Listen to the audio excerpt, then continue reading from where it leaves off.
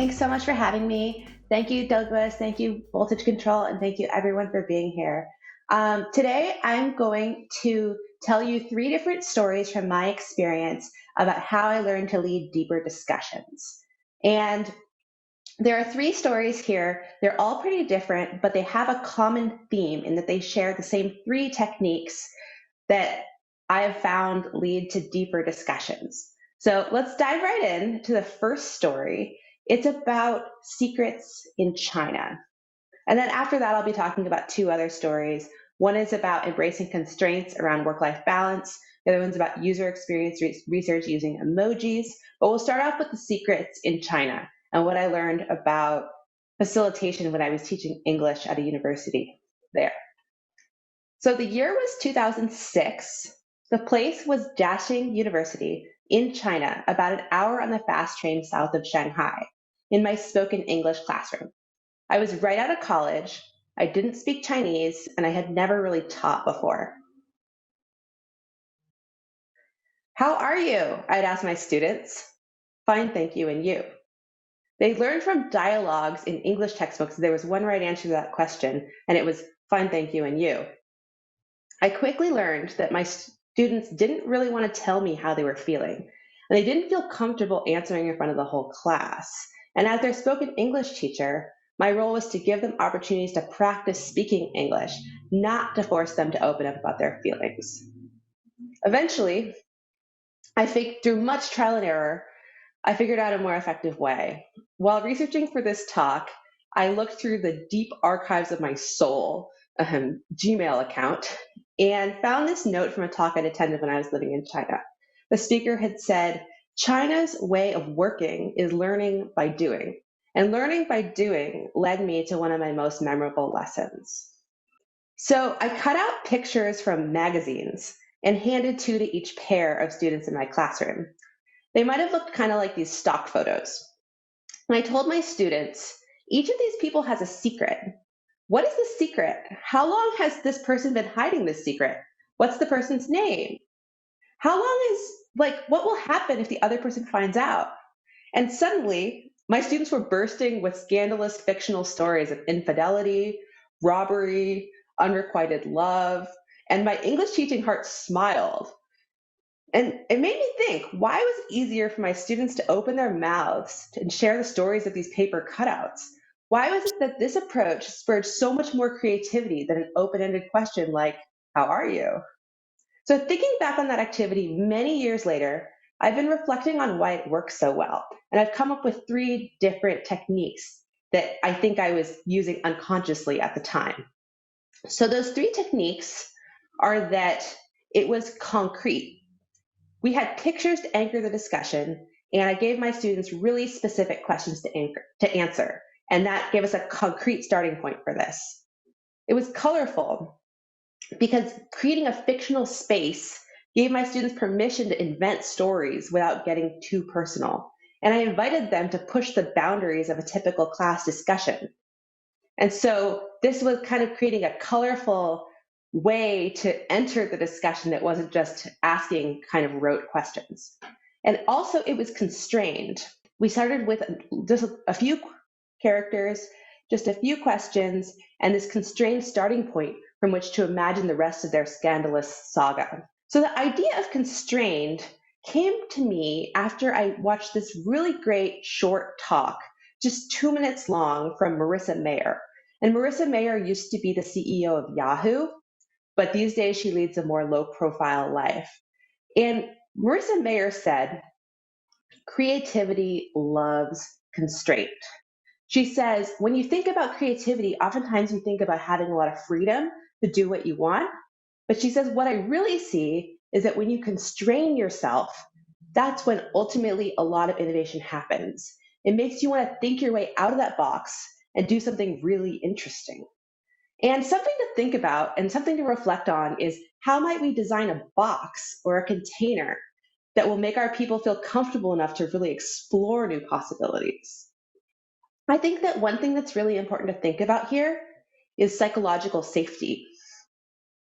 Amy Edmondson, a professor at Harvard Business School, has written extensively about psychological safety. She defines psychological safety as how people perceive the consequences of speaking up in an organizational context. So she did this really interesting research project where she was trying to study how teamwork affects medical errors. And she did this study in a hospital where she looked at different teams. And the teams that scored really high on teamwork also had a lot of medical errors. And she was like, wow, there must be something else going on here, more teamwork, more medical errors. But what she realized was that in the teams that had a higher level of psychological safety, people felt comfortable speaking up and saying when there was an error or mistake. And this was ultimately a good thing because with this climate of bringing up the issues of what was really going on, there was an opportunity to address and solve them. So, one thing that I found really interesting in one of Amy Edmondson's articles is that she says that it's especially important for managers to cultivate psychological safety when the work is characterized by uncertainty and complexity. I'd argue that now in 2021, all of our work is uncertain and complex, which makes psychological safety especially important. And as facilitators, how might we cultivate the psychological safety necessary to give people space to go beneath the surface and talk about what's really going on, especially when it's uncomfortable, and especially in a remote work environment? So I had an opportunity to think about this a couple of months ago when my boss asked me and a colleague to facilitate an activity for our team about work life balance. My team has about 15 people on it. I joined the team right when the pandemic hit, so I've met very few of them in person. And we've all been working from home for months.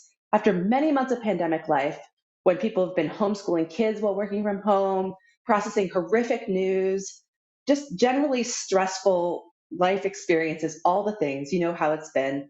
Everybody was exhausted.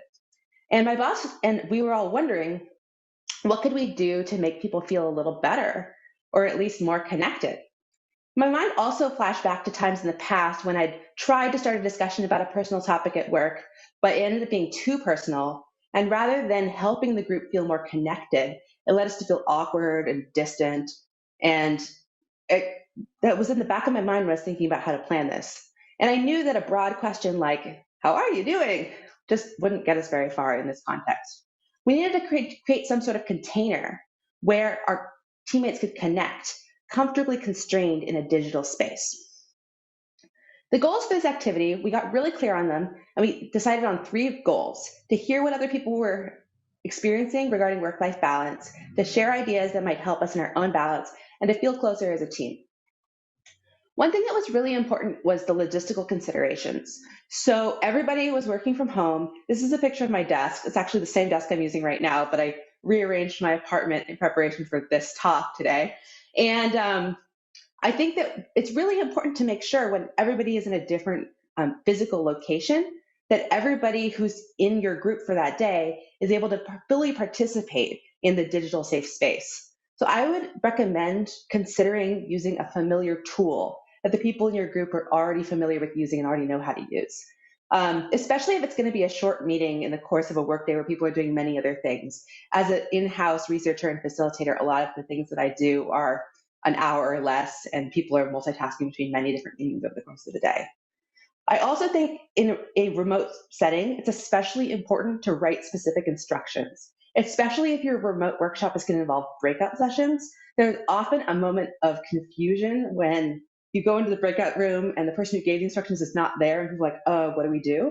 If there's something that they can read to resolve that conclusion, that's really helpful. Another thing that was really important, give permission. Give permission for people to show up with the way their lives really are now, and give permission as well to be quiet. I feel like it's really important to have this permission and create the sense of psychological safety. So our digital container looked like this. We created a grid that had 4 lines for 4 different people in the group. And I specifically chose to do groups of 4 because I've read different studies that have said that in a conversation, 4 is kind of a natural breaking point. If you have more than 4 people, you might either have people get really quiet or just listen, or they might naturally break up into other side conversations. So when I do breakout sessions, I tend to go 4 people or less. We asked 4 pretty straightforward questions related to work-life balance that were applicable to people from all sorts of life situations. First one, what does life look like for you now? What's something that's draining you or causing friction? What's something that helps you or energizes you? And what's something that colleagues have done? This was in a team situation, so we wanted to think about building bonds between the team. We also made it really clear that people had the opportunity to answer with a picture or a GIF or a screenshot or some words. There were lots of different options of how people could answer. So this is what one group's grid looked like. You can see in the first row, somebody was stressed out about immigration, but excited about lifting weights. Second row, you can see that this person was stressed out about homeschooling, but excited about the Peloton. And it was just very relatable, very specific, and really helped to build more well-being within the team. So this activity also embodied these same 3 themes, and that it was concrete, it was colorful, and it was constrained. It was concrete because it was open to a wide range of life situations. It was also concrete in that we had really strong support from our management. The most senior person in the room was the one who had initiated this activity and made sure we had time for it. Also, the senior management of the company is very much in support of wellness in general, and it's been very clear in the company culture over the last several months. So that I think is a really important aspect of the concreteness. It was colorful because people could answer in various forms, pictures, GIFs, words, etc., and constrained. These neat boxes gave a starting point for conversation, and when we had filled out our boxes, there was a lot to talk about. So my last story is more core to the work that I do as a user experience researcher. And I'm specifically going to talk about one user experience research method that I've used that uses emojis. So at a very high level, as a user experience researcher, I lead teams through a learning process. We start in discovery mode, big questions like, what do you want to learn? What do we want to learn as a team? And talking to all the different stakeholders that are affected by this topic. And then we dive into planning mode, lots of decisions to make. Who do we want to learn from? When? Where? What kind of methods are we going to use? Is it going to be a survey? Is it interviews, some sort of activity, et cetera, et cetera? And then once it's all planned, we go into the lab, which is where we gather our data. Then we analyze what we learned and try to work through the themes and figure out what the story is. And then at the end, there's usually some sort of presentation as well as a discussion of what we should do next based on these findings. Every project is different, but generally they follow this same kind of sequence. So in this case, I'm going to go through a hypothetical example. Let's imagine that we are in the lab gathering data, and our research question is, how does it feel to look for a job? I know a lot of us have been there looking for a job, lots of feelings in this stage, and it's a really interesting question. So now imagine that we are in the lab and we are with a young woman named Jo, and she has recently started a new job, and she is participating in our study to share her experience in this process. So here we are. The lab is often a video conference these days, and it's really, really important as a researcher to keep in mind that job seeking or any other topic can be really sensitive. It's essential to approach it with empathy and humility, and an awareness of the power dynamics that might be at play in a conversation between a representative of a company and an individual who's sharing a personal experience. It's important to start with clear expectations, explicit consent, and appropriate compensation for the people involved. These are all things essential to creating a safe, digital safe space. And also, full disclosure, this is a hypothetical story and this is a stock photo. Safe privacy is important. But in this sort of conversation, we start by warming up with light questions like, where are you calling in from today? How's the weather there? And then I might ask Jo a question like, tell me about the moment when you decided it was ready, you realized it was time to look for a new job. We might think about this as a visual timeline like this, from I need a new job to day one at the new job. But in the real world, it often feels a lot more like this. How might we bring this conversation down to a more manageable scope as a container that might help guide our conversation with Jo so we can learn how the experience has been for her? We might want to narrow it down like this. And with tighter bookends on our visual timeline to go from I need a job to I learned about an opportunity that seemed like it might be a fit. In my research sessions, I'd sometimes make a timeline like this and show it on our shared screen and type up what Joe is telling me in real time. And it might look kind of like this. And she might tell me, the company laid off 1,000 people, including me, and then I called my sister, and so on and so forth. And I could document her story, one virtual yellow sticky note at a time on a screen that we can both see. So one thing that I think that is really helpful in terms of going deeper in this kind of conversation is to use emojis.